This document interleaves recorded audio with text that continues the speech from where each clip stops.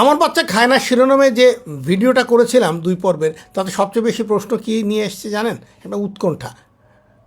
Doctor সাহেব, আমার বাচ্চার বয়স হচ্ছে এত, তার ওজন এত, এই ওজনটা কি ঠিক আছে?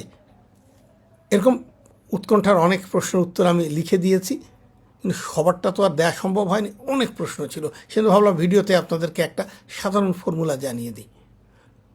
ওজন বৃদ্ধির হওয়ার অনেকগুলো ফ্যাক্টর আছে, যেমন বাবা মার ওজন যদি কম থাকে জেনেটিক্যালি তার ওজন কম হবে, লো বার্থ ওয়েট বা প্রিমেচিউর বেবি যদি হয় তাদের ওজন বৃদ্ধি কম হবে। কিন্তু সাধারণ ফর্মুলা হচ্ছে জন্মের ওজনের দ্বিগুণ হবে 5 থেকে 6 মাস বয়সে, অর্থাৎ জন্মের ওজন যদি 3 কেজি হয় তাহলে 5 থেকে 6 মাসে তার ওজন হবে 6 কেজি। 3 গুণ হবে 12 থেকে 14 মাস বয়সে, অর্থাৎ 9 কেজি ওজন হবে 12 থেকে 14 মাসে। আর 4 গুণ হবে 2 থেকে 3 বছরে, অর্থাৎ তখন হবে 12 কেজি ওজন। আর 5 গুণ হবে 4 থেকে 5 বছর বয়সে। এই ফর্মুলা হুবহু সব জায়গায় ফলো করবে সেটা না, কারণ চাইল্ড স্পেশালিস্টরা আরও কিছু চার্ট এবং ফর্মুলা অনুসরণ করেন। সবচেয়ে ভালো হচ্ছে বিশ্ব স্বাস্থ্য সংস্থা অথবা সিডিসির একটা গ্রোথ চার্ট আছে ছেলে মেয়ে ভিত্তিক, সেটাও দেখে নিতে পারেন, অনলাইনে চাইলেই পেয়ে যাবেন।